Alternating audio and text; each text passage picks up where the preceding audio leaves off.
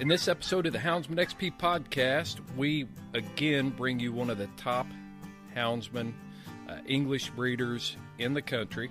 And I'm going to let Steve key this up because this interview took place on the White River National Wildlife Refuge in Arkansas. Steve, you've been traveling out there for a lot of years and making a lot of friends and building relationships, and you were able to capture a really great, interesting interview with one of the English breed's top breeders. Well, that's right, Chris, and we haven't touched on the English breed much in this podcast, and we certainly want to reach out to all those breeds that we can out there, and there's a lot of them, and of course we have a lot of our friends out west that hunt the crossbreeds and all, but yeah, this interview with Murray Ragan was really special to me. Part of it was the setting. It was set in a beautiful campground there under the big oak trees that area is so famous for, right along the banks of the White River. And that's been a mecca for coon hunters for a number of years. I know I've been going 10 years now. Was invited out by my friend Nubbin Moore, but we got together with Murray. In fact, I first met Murray out at the White River when we were staying at the Maddox Bay Landing there, the place we used to stay. But Murray's a great guy, real warm guy to talk to. He's very much dedicated to his dogs, as you'll see in this interview.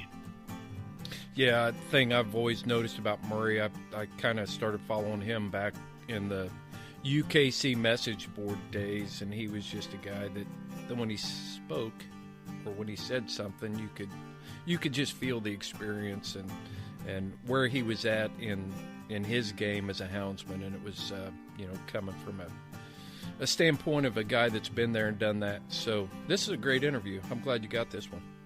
Yeah, I really enjoyed it. It was one of those times where we were just sitting in Murray's camper with the windows open. You could feel the breezes coming through. We sat there at the table face to face and just talked dogs and talked about his English dogs and all the famous stud dogs that he bred this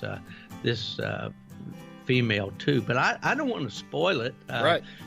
We'll talk about the dog, and her name will come up a lot. And but it was a great time for me. It gave me I had to work in some time to get away from that crew that I'm with there, because we're camping probably a couple of miles up the road from where Murray camps. And in fact, he came over that night after the interview, and we ran the Randy Smith from Mississippi.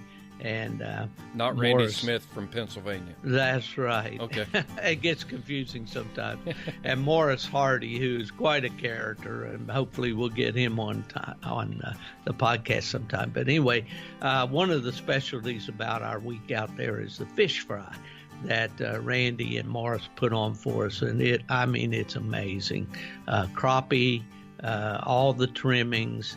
And Murray came over and joined us for dinner that night, and we just had a great time. So I think our listeners are going to really enjoy this one. Well, that's part of what we're trying to promote on this podcast, Steve, is that fellowship. It's great to see a young dog go out there and do great things and put game in the tree, but there isn't anything that replaces the value of the relationships we can build, and hounds have been good to me in that aspect. So glad to hear that. Oh, absolutely, yeah. That's the greatest reward to this hound sport for me, and we've said it on here many times, Chris. And it's the friendships, it's the people and then centered upon these great animals that we've been entrusted with. So, welcome to the Houndsman XP podcast. This is your host, Steve Fielder, today coming to you from the beautiful White River National Wildlife Refuge in Arkansas.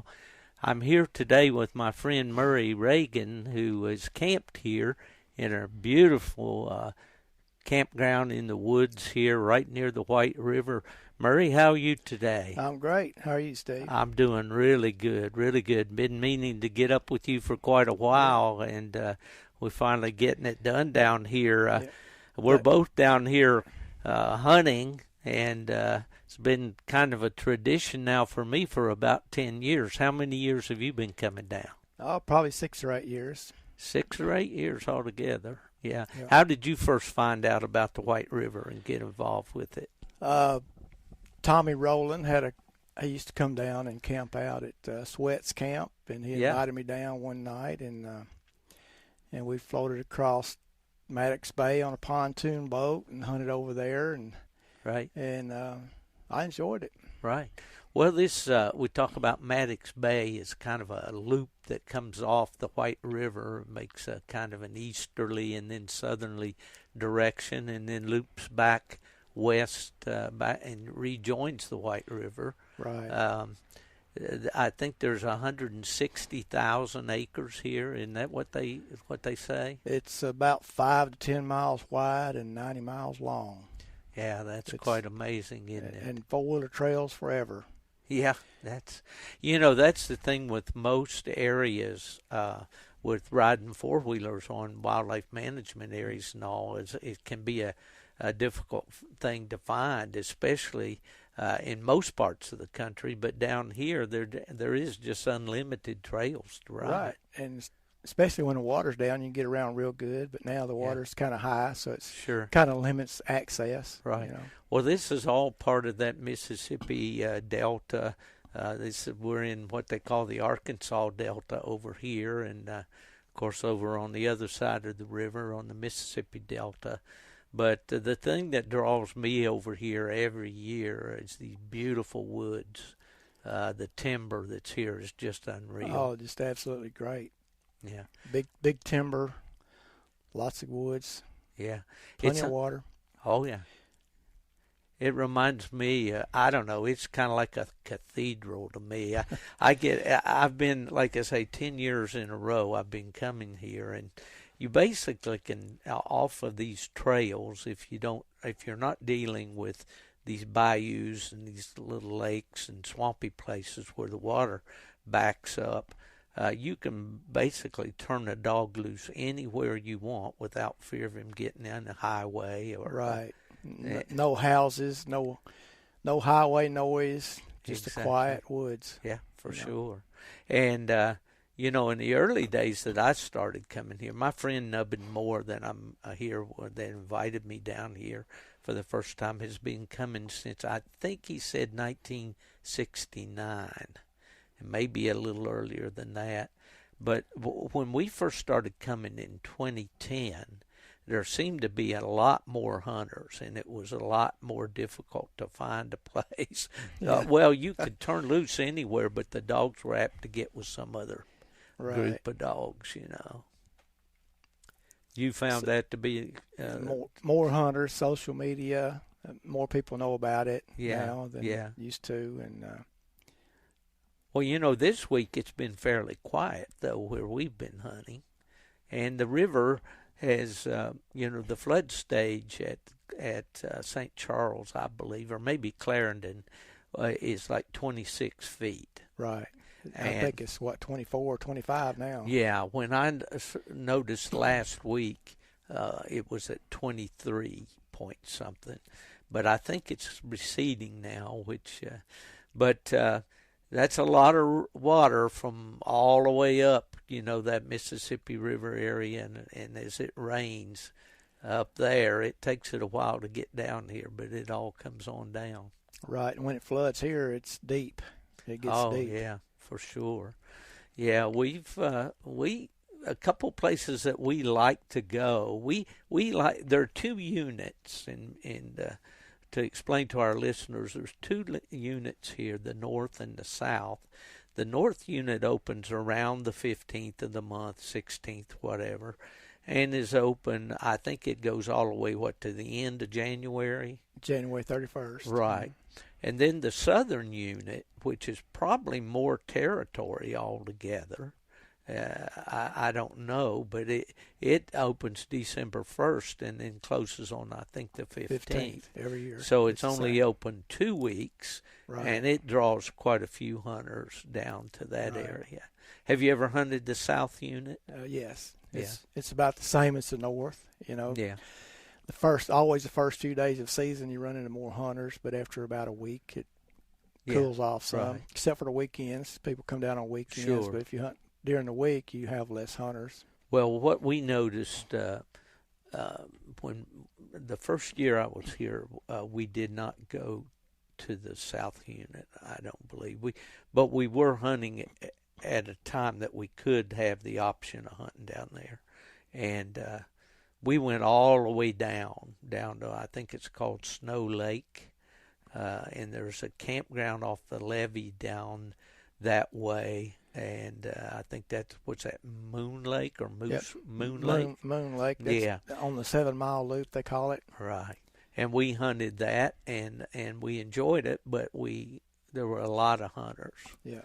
And, And they're starting to cut some of the timber now, but they're not clear cutting it, so you have to watch out for that and try to avoid the cut over. And the thing that I think, hunters hear about this and hear people like me writing about it in American Cooner magazine or whatever, and they want to come, but they don't really understand, what it entails here.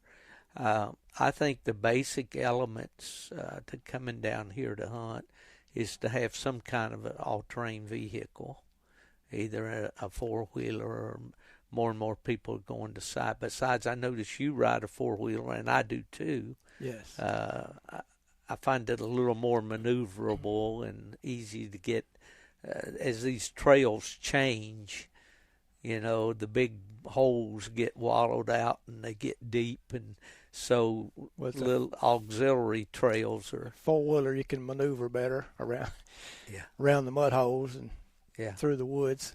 Yeah. Than a side-by-side, a little heavier, wider. Well, the side-by-side gives you the opportunity, I guess, of a small-sized dog box, where the four-wheeler, it can be a little crowded to have two dogs in that crate in the back. But, that's part of the fun of hunting the White River, is the four-wheeling and all of that. But you don't really need one. If you don't want to use one, you can park on the road and cast them from the gravel roads. Exactly. And probably do just as good, but you'd be a lot more walking involved.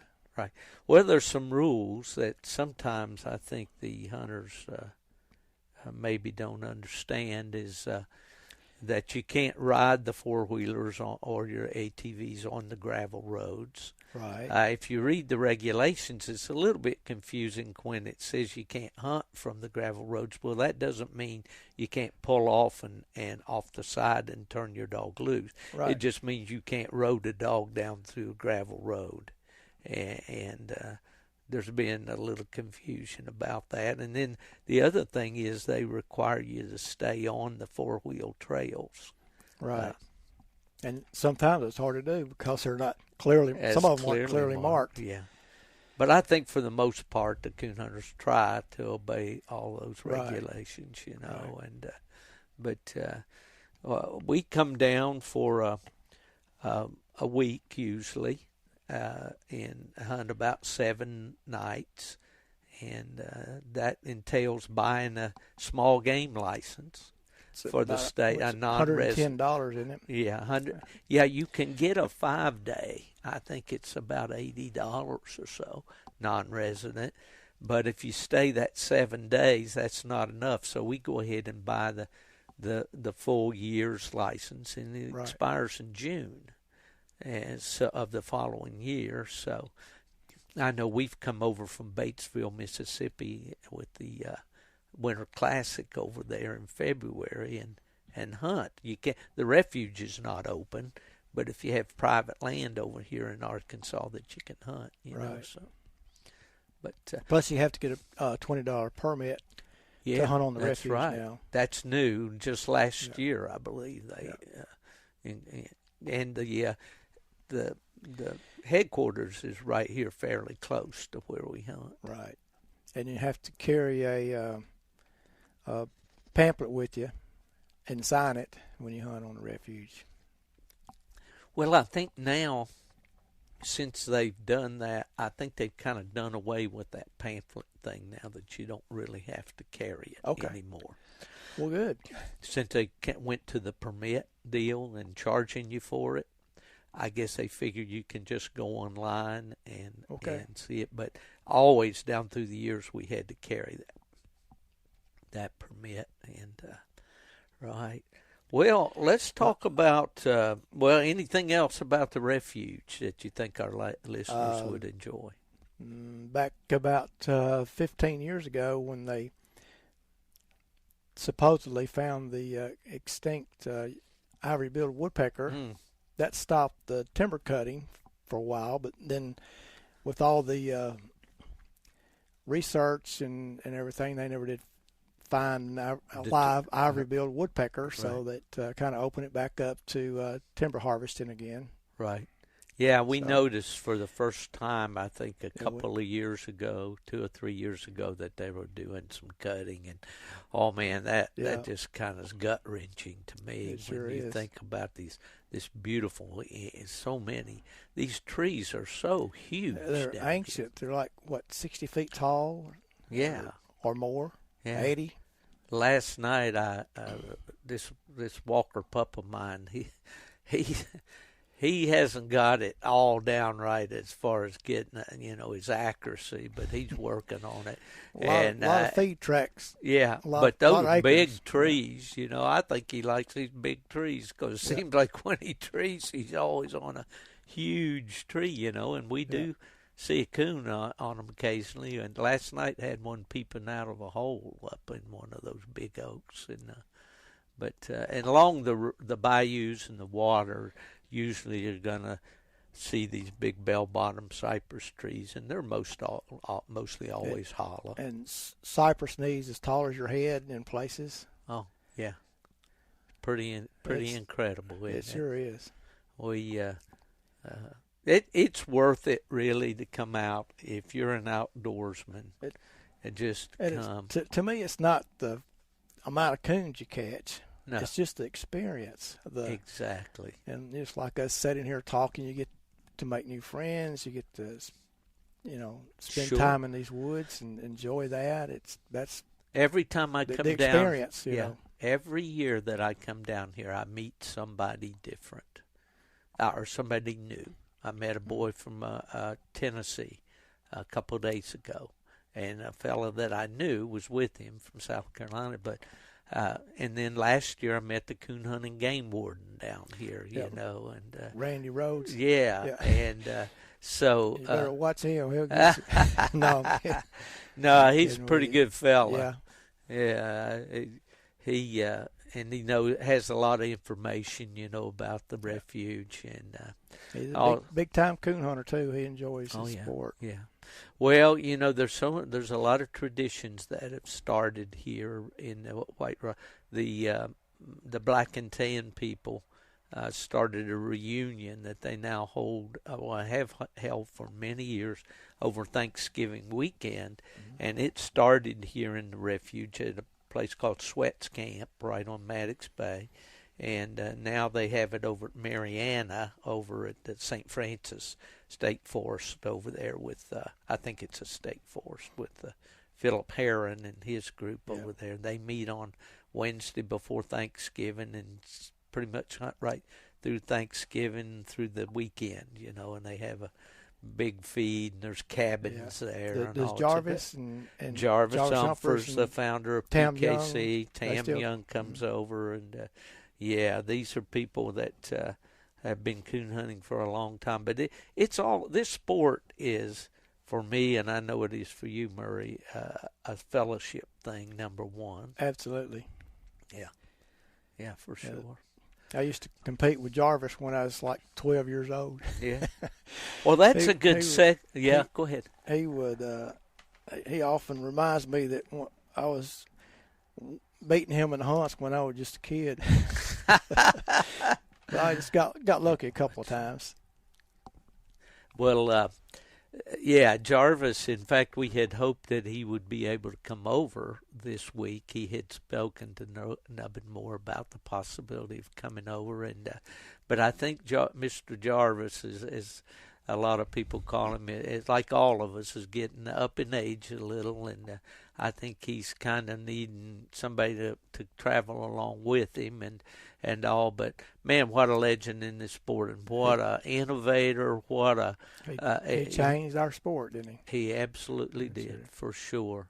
And but let's talk about that. You said you were hunting when you were 12 years old. Give us a little backstory who Murray Ragan is and where you grew up, and talk about your dad, who I know was a coon hunter, and all. Just let's talk about that a little bit.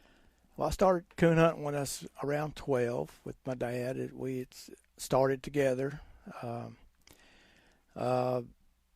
His name is Huey Ragan. He's was an attorney, criminal defense attorney in West Tennessee, Jackson, Tennessee.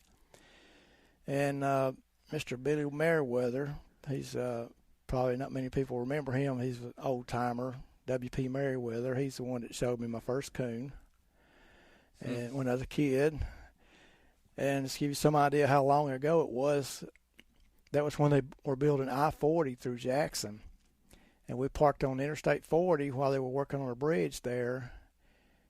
And, of course, the interstate was closed. And he shot out the first coon I ever saw in my life with a 12-gauge shotgun on his place, you know. Big boom. Yeah, on his place there. And yeah. Then, of course, Albert Aaron, we bought our first dog from Albert Aaron. He's a supply dealer that used to make a lot of the hunts back in the 3-hour UKC hunt days. Mm-hmm. And back in those days, there would be water races, treeing contest. I even entered a coon squatting contest at Clinton, Kentucky, where Joe House is from. Yeah. Him and his wife were used to run that club. Right. In Clinton, right? In Clinton, Kentucky, mm-hmm. Yes. And they even had a coon on the log contest. Of course, they outlawed that after a while. Sure, yeah. And but those were the days. Yeah, those were the early days of the sport for me too. Well, we all the clubs had those, and it was kind of funny when I went to Texas. They called it a dog was a good event dog. They said not an event, an event. Yeah. That means he was a good treeing contest, coon on the log, coon in the keg, coon, which those were well. Let's just say the rules of the game have changed a lot through the years. Your dad, okay, tell me about the kind of dogs you grew up with. Well, we've tried blue ticks and walkers and a red bone and a black and tan, but I evolved into English dogs because that's my Dottie female. Was she the first English dog that you had? Or? No, she was about the third or fourth. How did you get which was your first English dog? Or what attracted you to that breed? There was a local guy that had a good English dog that, of course, I liked the tick dogs anyway, the blue ticks, and that used to be my favorite. And then my dad bought Rebel Jack from Mr. Joe Wilkinson, and he was a nice dog, so we started hunting him. And he was a Grand Nite, a ACHA Grand Nite. He was a UKC. He was a tough competitor, mm-hmm. So he won a lot of hunts around the country. And then I called Carter Long after I saw he just finished his Hard Time Kim female. And I called Carter Long and asked him if he'd breed for a pup, and he agreed. So, and we bred Rebel Jack to Hard Time Kim, and that's where I got started, was through Carter Long's breeding program. I see. Okay. Now, every time he'd breed her, I'd get a pup out of Kim, and that's where I ended up with Dottie. Yeah. She's a grandpup of Kim. Okay. And Dottie now has passed. She died recently, didn't she? She died in December from blastomycosis, and we buried her at the Coon Dog Cemetery. Yeah. In Red Hill, Alabama. Cherokee, Alabama. Yeah. They Nubbin Moore, who's my partner there that we kind of run together a lot and all, he had a dog that was a well-known black and tan, Alabama Black Hank, and he's buried there, and he had won the 25th anniversary Autumn Oaks, and he won the National Breed Champion a couple years, and was well-known back in those days. And it's really great to go there to that cemetery and see those dogs or those stones, and there's everything from the most elaborate to the very simple, just a cross with a dog collar hanging on it. You know, it's quite an experience. Let's talk. Well, we're kind of going back. We're kind of got the cart before the horse because we're talking about Dottie's passing before we talk about what she did. But talk about that process of getting Dottie into the Coon Dog Cemetery. To get her buried there? Yes.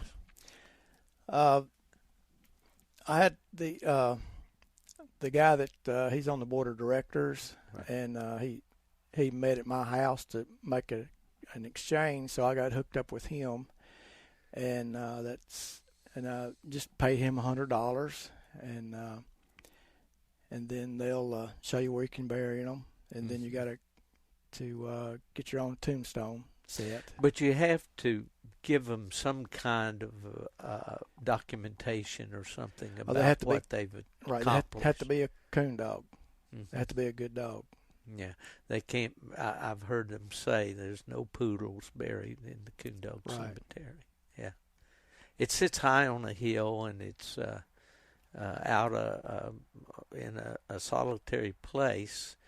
But it's very well done the way it's all laid out, I think. I mean, some people might think, well, it's just a lot of dogs. I think there's over 300 in there. But it sits back next to a wildlife refuge, so it's...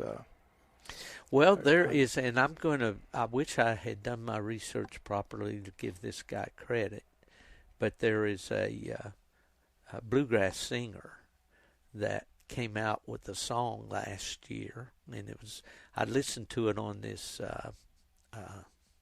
Bluegrass Junction on satellite radio, and it's called the Coon Dog Cemetery on the Alabama line, and it's really an interesting song. And it was very popular too. So I think it was featured also in Sweet Home Alabama.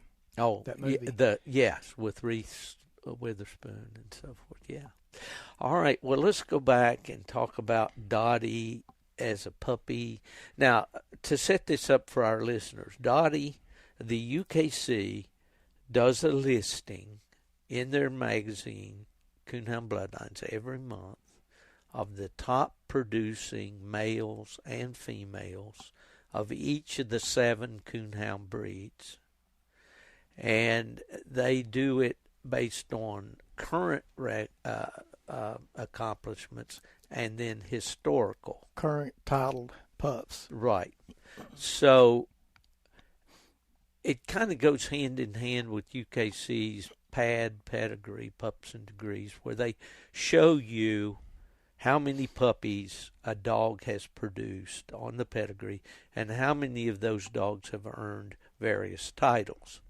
Now, in coon hunting, and for our listeners that may not know, there's really basically has been two basic titles, Nite Champion and then Grand Nite Champion. So what this listing does is list the number of puppies that male or female produced. Either they were the sire being the father or the dam being the mother of those puppies. And then how many of those puppies went on to either earn a Nite Champion title and then a Grand Nite Champion. Now, with Dottie, as I look at the standings, she had, I believe, 60 puppies altogether, right? Right, 60 pups. Yeah. And 51 of those, I believe, were permanently registered pups, if I'm correct.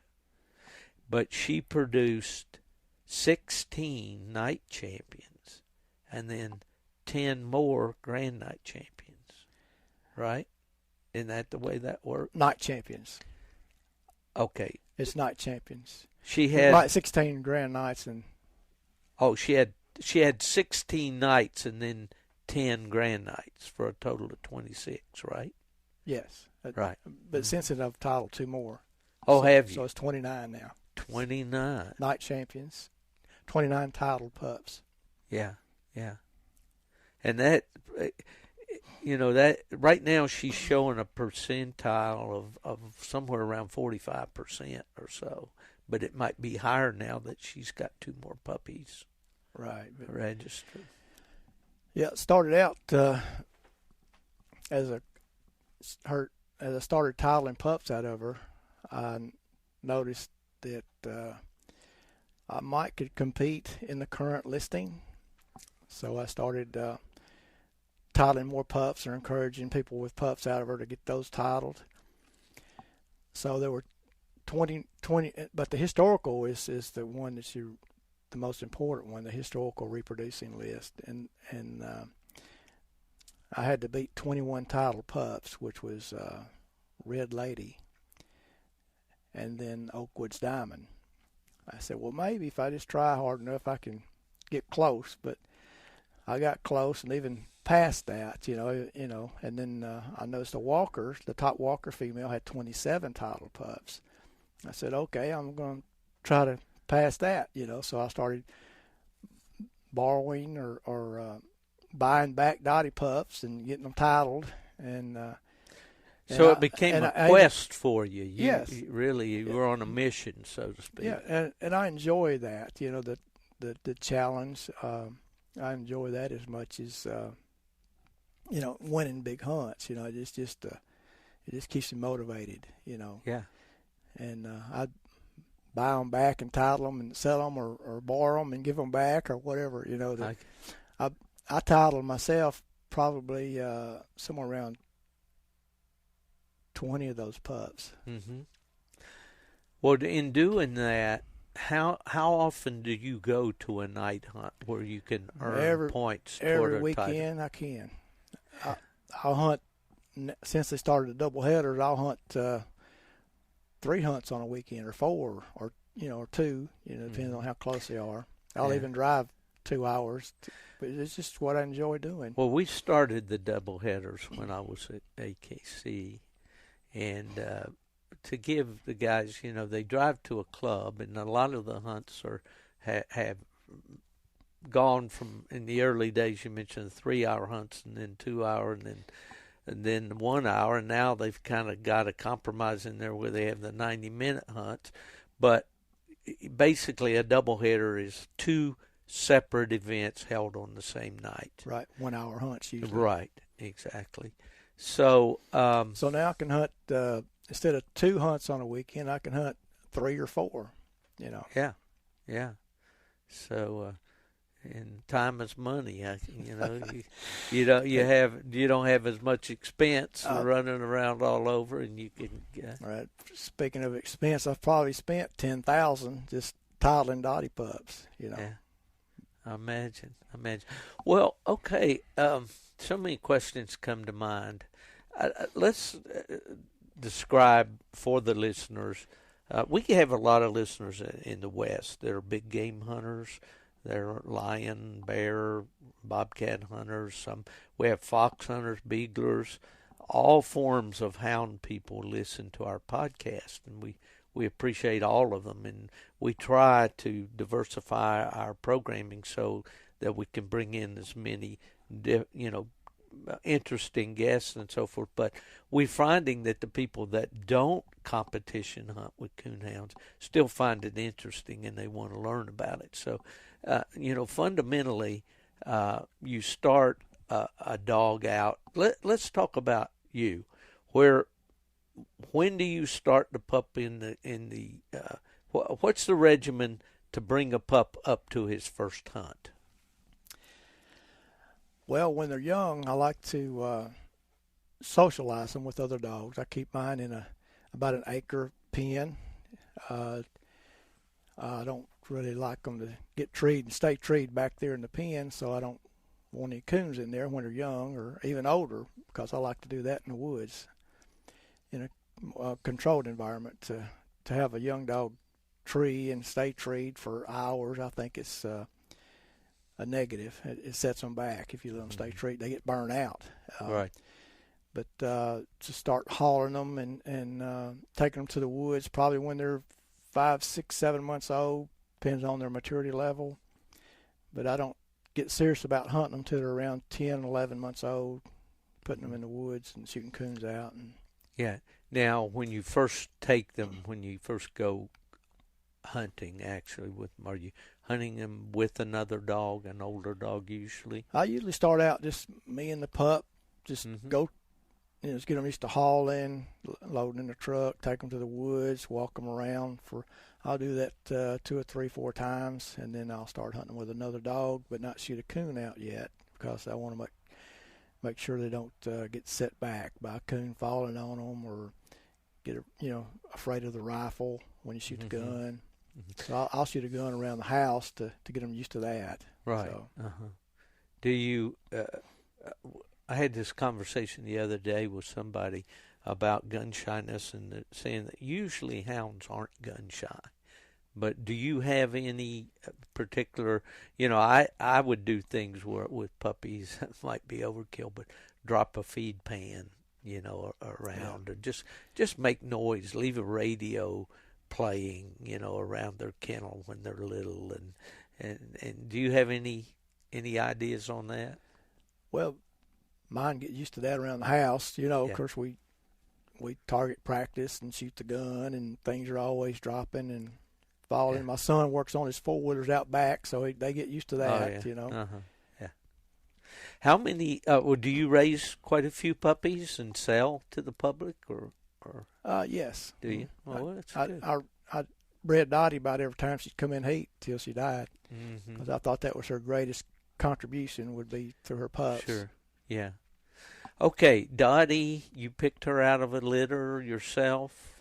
Well, I owned, like I said, I bred Rebel Jack to Carter Long's Hard Time Kill, right, and I got a male pup out of that. But then later on, he bred Kim to Virginia Swamp Rooster. And so I got a male pup out of that, and I kept him. His name was Rebel Thunder, and that's Dottie's daddy, Dottie's sire, out of Kim and Virginia Swamp Rooster. And ever since then, I've been hunting Dottie pups. Right.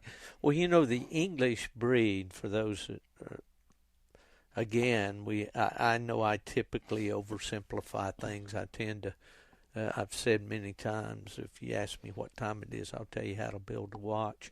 But the English, each one of these breeds, all 7 of them, have a standard that this dog is generally supposed to look like. When you look at it, you can tell this is a Walker, this is a Black and Tan, this is a Red Bone, this is an English. The English standard is probably the most liberal of all of them, because it gives you several different varieties of color in the breed, correct? Right. And, they might be blue ticked colored or red ticked colored. They can be tricolored like a Walker dog, usually with ticks. They can't be any solid color like a red bone, But they could be black and white or red and white. Well, the dogs that you're breeding, do they have, is there a type to them? I mean, do they generally look alike, or are they from all that different scope of English dogs? Our pups just depend on what kind of stud dog you breed to. I bred her to 8 different stud dogs, and all the world champions, and a couple of blue dogs. And when you breed to a blue tick, you get more color. A blue English, you get more color. And you breed to red and white, you get a lot more red and white pups. So it just depends on what you mix them with. Do you have any preference? My preference is full red tick color. Yeah, but red and white's fine too. I had a nice pup out of Dottie and Top Gun. He was red and white, old Hatchie River style, and he was a good looking joker. Now, Top Gun was the world champion, Larry Wilcox's dog, right? Right. Yeah. And he was a red tick dog. Yes, right? he was red and white. Yeah, red and white. Well, now, was Dottie a red tick? No, she was. Yeah, she was full red tick. I see. Did she have some red spots on her, or was she pretty much all tick? Some red spots. Mm-hmm. Yeah. Now, these dogs typically will have like a red head and then some spots, but then there'll be the body, the overall color has those small hairs that we call ticks. Right. In that either red or black, which creates a blue look to them. Right. She was full red tick with some red spots. Right. Yeah. Did she tend to throw? Okay, when she was bred, did she tend to throw pups that looked more like her, or more like the stud dog, or just both a mixture? ways? Just a mixture. Okay. You raise 60 pups out of one female breeder. Each time to a different stud dog, it's going to be You're going to have them all over the place. Right. Right. Can you name all of those stud dogs that you bred to? Well, I can try. Yeah. Of course, Top Gun, Cage Blue John, the world champion Awesome, Main Street Jack, Briar Creek Crow, Jim Ridge's dog. Mm-hmm. That was probably the best cross was with Chrome. Mm-hmm. And then I bred to world champion John the Baptist. Okay. And I bred to another Nite Champion I had at the house, which that cross, that was probably the worst cross. Really? Yeah. But who are we going to blame for that? Me, I guess. Well, what about family breeding? Do you ever try to breed to dogs that were in some way related to Dottie? Just dogs that are worthy of being bred to. A lot of them have our family breeding. And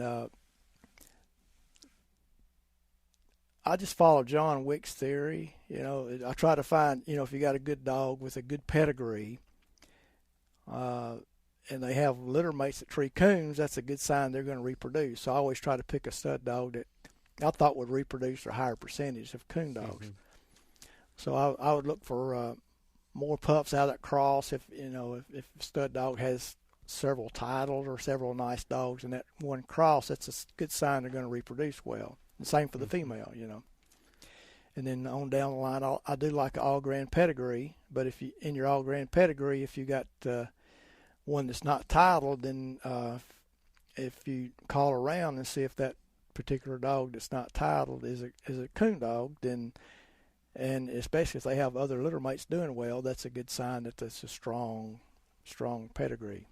Right. Well, what about the characteristics of Dottie's pups? Does she put a lot of herself into the way those pups act, or is that, again, depending on the stud dog? It's depending on the stud dog, but I can still see a lot of Dottie's traits in those pups. So, but then each stud dog has his mark, Mm-hmm. It just... one particular thing I remember about Top Gun is I just love the mouth he put on his pups. They're just really love his big, deep mouth, loud, plenty loud. Describe Dottie as far as her size and all.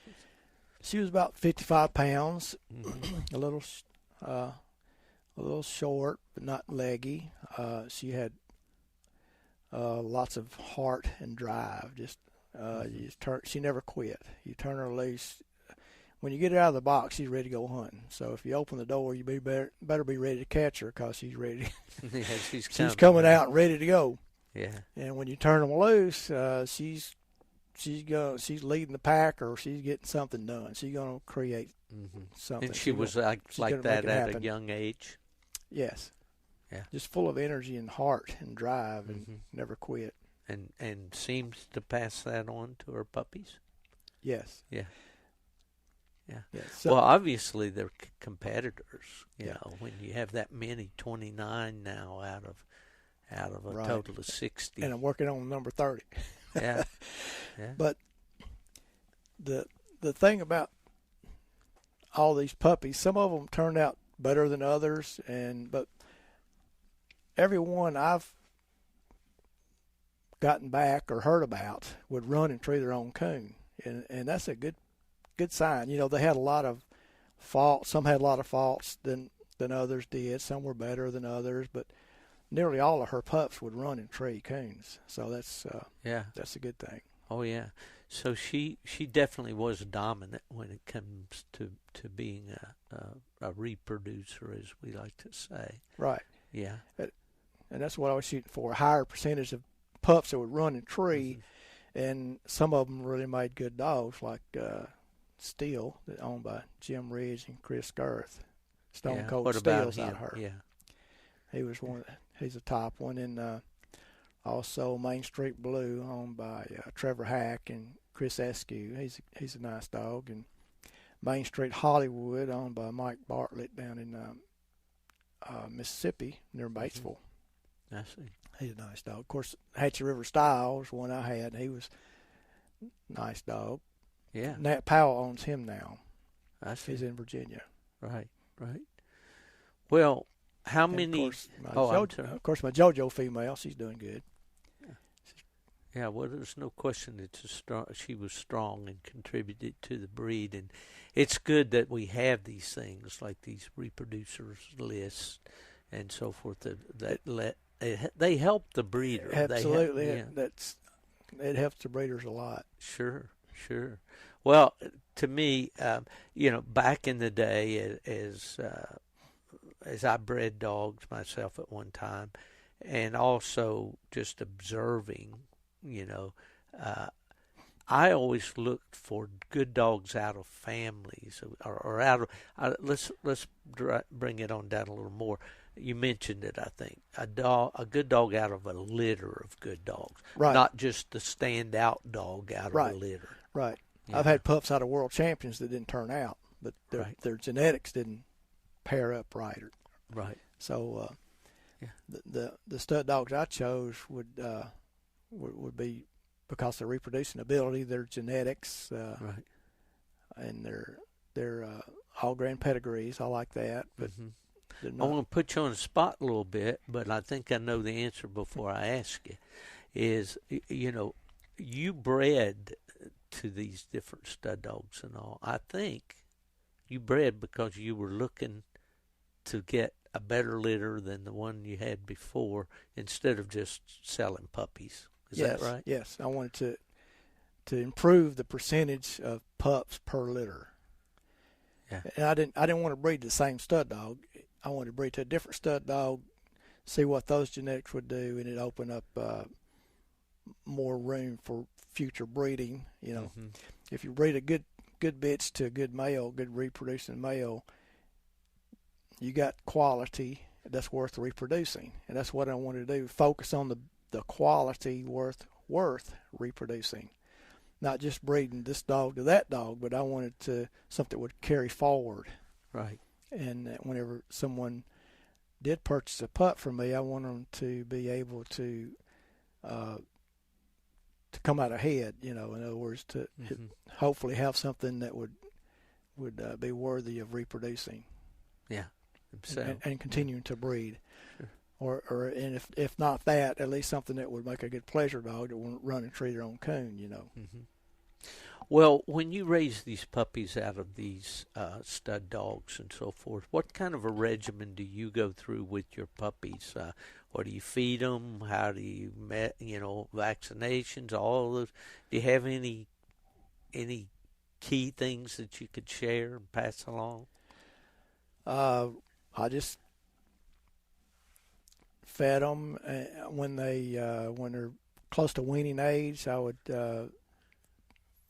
feed them puppy feed and with warm water in it, and just soften it a little bit. Soften it a little bit. Let it soak in that. Do you use any kind of milk replacer or anything like that with them? No, but I did use beef liver for the mother for a while for Dottie when she was a couple of weeks away from having puppies, and even when she was nursing puppies, I would give her some beef liver. That would help, especially when she had a big litter. She raised 11 out of Chrome, so I fed her beef liver every day, so she would produce a lot more milk. And also, I'd put the mother on the puppy feed about 2 weeks before the puppies were born. That helps with the milk production. Do you have a favorite kind of puppy feed that you use? I use Diamond puppy feed, but just any quality puppy feed would work. Right. So I've had good luck with Diamond puppy feed. And at what age do you home them? And when you do you sell the puppies usually? I don't like to sell any puppies under 6 weeks of age. I like them to get older and at least give them their first set of shots before I sell them. I want to make sure they're healthy. Probably 7 weeks or so would be 7 to 8 weeks. 7 to 8, yeah. I think 8 would probably be about the average that most people, let them go. I just want to make sure that they're sound before they go and they've had their first set of shots. That way, when they're exposed to other dogs, hopefully they won't get parvo. Right. Well, I think you bring up a point there that's really important for the listeners to know, and most do, I think. But, that first shot and all that they get, that's not really immune in that puppy. I mean, their mother passes on those antibodies, through the milk. And you got to start somewhere, but you definitely need to follow up on it, because I think those antibodies that are in the pup are probably they're combating that vaccine to begin with. So I'd wean them, and then 2 days later I'd give them their shot. Yeah, that's how I did it. Right. And what type of worming regimen do you do with your puppies? Just regular puppy wormer. I started about 3 weeks. Something like Nemex 2 or something like that. Nemex. Nemex, yeah. Worm them about every week for about a month. Yeah. Okay. Have you had any problems with any of the diseases that seem to be so prevalent in coonhounds today? The tick-borne diseases like Ehrlichia and things like that. Have you had any issues like that with your dogs? No, I haven't. Yeah, that's good. Just blasto is the only thing. Blasto, yeah. I've had 2 dogs get blasto. Did they survive? Style did. Style had it, and he survived, and he's still able to reproduce. What did they likely say was the source of that blasto, do you think? It's a fungus they get from around swamps and holes in the ground, hollow trees. If they get to digging and stirring up the fungus, they inhale it into their lungs. Right. We just had this conversation with the fellows at our camp. I'm camped, I don't know, how far am I from you here? About 4 miles or so. 4 miles, yeah.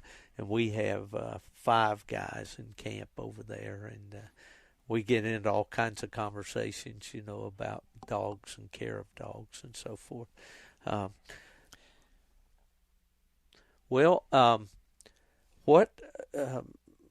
What about young dogs that you're hunting right now? Do you have any out of Dottie that you're hunting? Or? I have my Grand Nite JoJo female, and she's my Dottie replacement. Okay. Hopefully she'll. Have you bred her yet? I bred her to a house-bred male. He's a good local male that he made a Grand Nite, but nobody knows about him because he hadn't won any big hunts. It's mostly a pleasure hunter that owns him. I see. She raised 11 pups, but I couldn't keep any because I'm still working on titling Dottie pups. I can only hunt so many. So how many puppies are there out there that you could possibly title, you think? I think there's probably there's one more that I know of besides the one I have here, and that's all I know of. Yeah. Run out of puppies. Yeah, well, I guess I'll have to start working on JoJo puppies now, or Dottie grand pups. Right. Did you do any breedings with frozen semen with Dottie, or did you do them all live? Yeah, that was a big disappointment. I had Dottie bred the last time to the Wicked Vapor was artificially bred, and that's when she got blasto and died. Oh, not long before the pups were due. Yeah. And I tried that, and then So that didn't well, work out. you wouldn't necessarily attribute that. I mean, the fact that, was she the pregnant? breeding had nothing do you to do know? with the Blasto. She just happened to pick it up probably after I had her bred somewhere. Well, let's talk about the type of dog you like. Now, you're going to go out here tonight. You're going to turn JoJo loose, right? Right. How's she going to operate? She's going to open quick. She's going to go hunting. She's an honest strike dog. She's a good track dog. She's still learning. She's only 3 years old. And I like a dog that stays treed, a good tree dog, got a good mouth that you can hear, a dog that's got some sense about him. I don't like a dog that leaves the country, that's just going to fly through the country and with coons setting up, and JoJo usually doesn't do that. She'll treat the first coon she comes to most of the time. How is she with the layup coon? Layup, coon that's been up there for quite a while. JoJo has to have a track. I did have a dog that was a layup specialist. He could tree coons that had been laying up for a week. I don't know how he did it. He'd wind them and tree them and be accurate. Now, I'd love to have another dog like him. Right. But he was real tight on the ground. I think that may have come hand in hand. You take a silent track dog, they're looking for a coon laying up to tree instead of looking for a track. But JoJo she's balanced, but she might tree a layup, but it's not as noticeable as the other dog I have. Right. Well, in coonhounds we talk a lot about accuracy and how important is that to you? Accuracy's tough this time of year when coons are feeding on acorns. One coon might climb 10 trees, in a 2-acre woods, and it's hard for a dog to figure that out. But I like a dog that's accurate, and when the acorns have all fallen, the dogs are going to get more accurate, and then I'll work on them in January and February. If they start treeing slick, then I'll switch them and send them home. I see.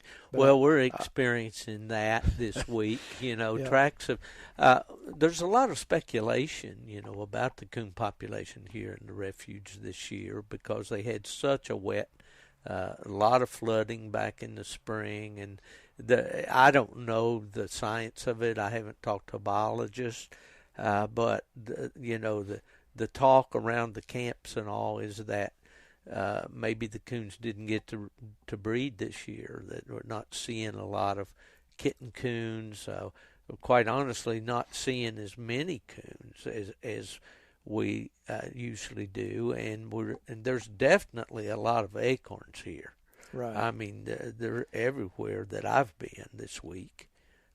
What's your thoughts on that? Probably just a lot of flooding. They were not able to. I imagine a lot of them just died. Yeah, from I would all the imagine. flooding. Yeah. Well, we talked to a local hunter, and he said that deer and squirrels and all seem to be fairly scarce. And it seemed like the flooding lasted longer too last year. Yeah. And then of course you got more hunters now that at White You River. know, That's going to have an effect on it. Well, it does, but that's something that I have not seen personally. The number, and it may increase as the weeks go on here because this is the earliest I've been out here. But we've hunted 4 nights here and haven't heard 1 or 2 casted or groups of dogs barking in the places that we've been hunting. But they know the water's high, so they're staying out. I guess that's true. Well, this will be airing, well into the season, and it may be over by the time this comes out. Like 2 years ago, I believe it was, the water was down. There were a lot of hunters here then. Yeah, absolutely. Well, the way that we've always hunted this and enjoyed it the most is to get the dogs in the four-wheeler, on the four-wheeler or in the side-by-side, and drive out one of these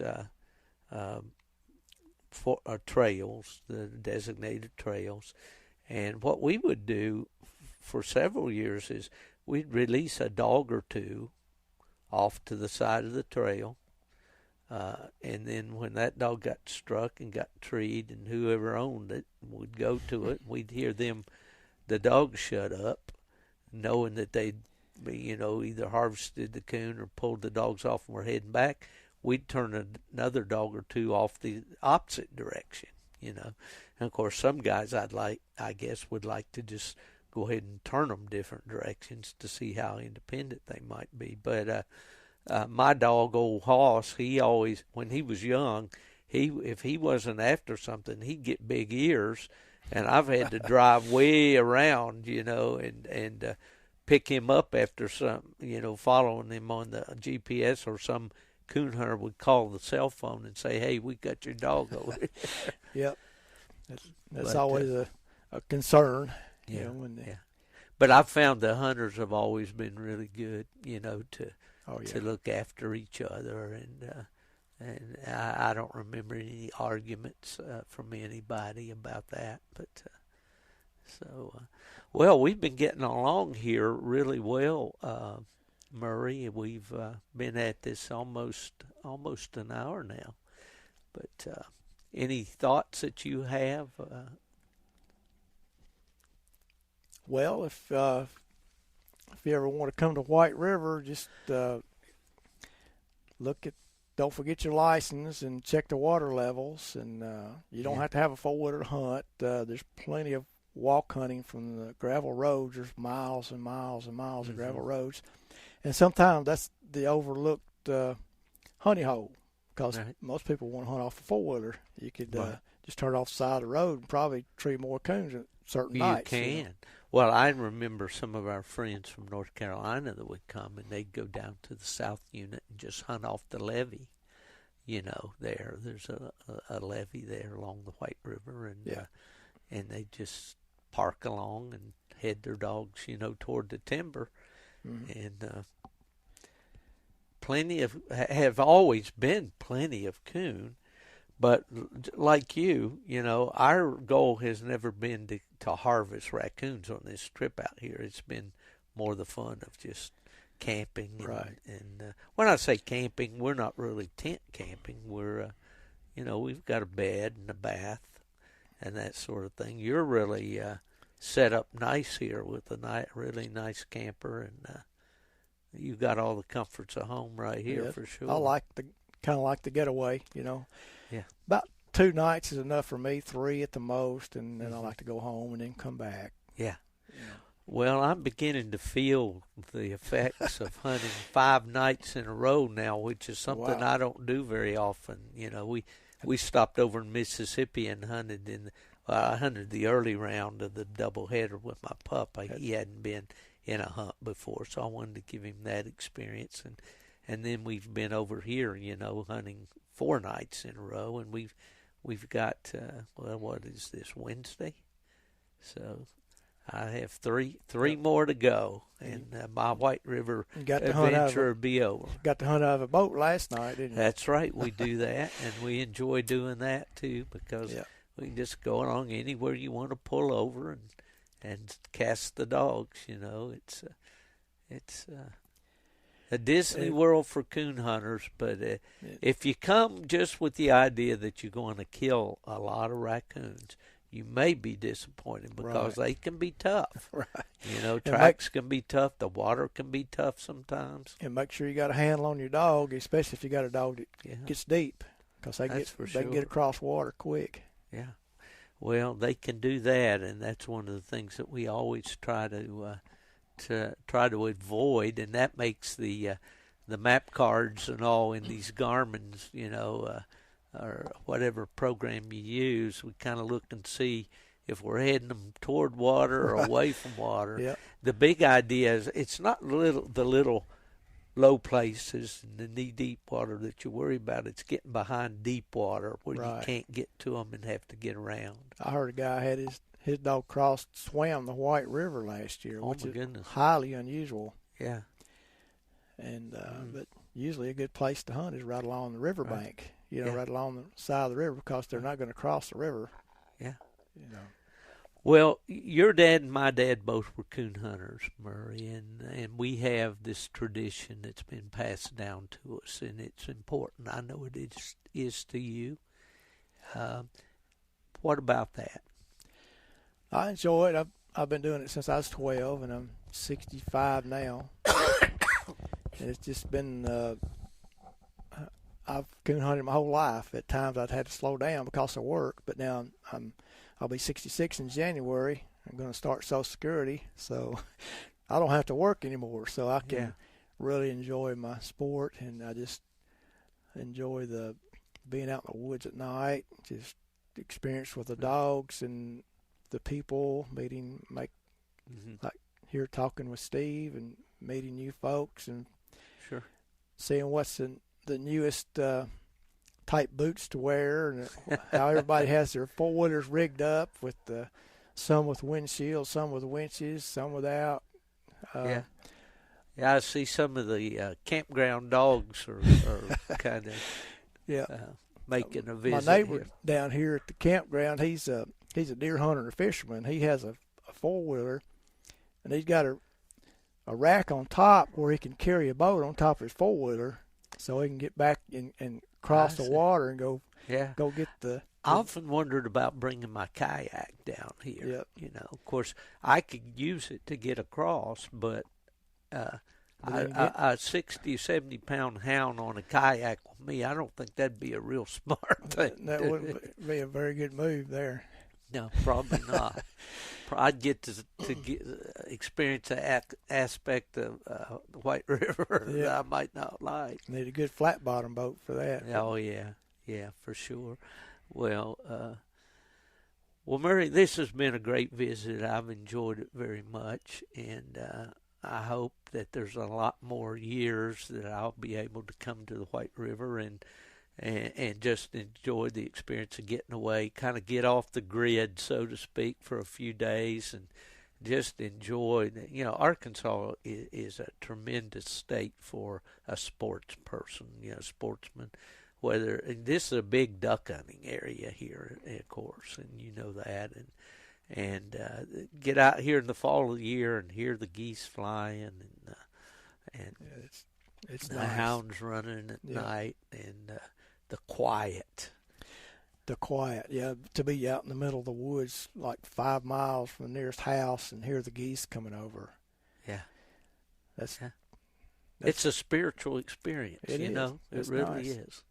Very, very nice. Nice. All the while standing underneath the 300-year-old cypress tree. Yeah. Some of the trees that I made this week are almost as wide as this camper at huge. The base. They're just amazing. You're almost, they're not as big as the sequoias, the redwoods in California, certainly, but they are huge. And the foresight of the government, in years past that said, this is an area here that ought to be set aside. And it's a tremendous thing, and something that I really knew nothing about until about 10 years ago. Yeah. And it's like 5 to 10 miles wide, and it starts near Interstate 40 at Clarendon, and it's 90 miles to the Mississippi River, and it's both sides of the White River. And even north of here, there's the Cache River Refuge and other refuges that they have set aside for hunting, duck hunting. And when you're out in the Midwest or as I am in Florida, very difficult to find a place to run a dog. And we're only 15 miles from Stuttgart, Arkansas, the duck hunting capital of the world, they call it. Yeah. So. Yeah, it's all good. It's all good. Well, it's been great to visit with you, Murray, and I wish you luck in your continued quest to get that 30th title dog out of Dottie, and that's quite an accomplishment. And, I appreciate it, and I applaud your determination and your attitude about doing that. We have a little way that we close out each one of these podcasts, and it goes back to a hound friend of mine back in West Virginia. that when there was a conversation about which way the track was going. And they said, well, John, I think your dog might be on the back track. And John said, boys, you follow your hound, and I'll follow mine.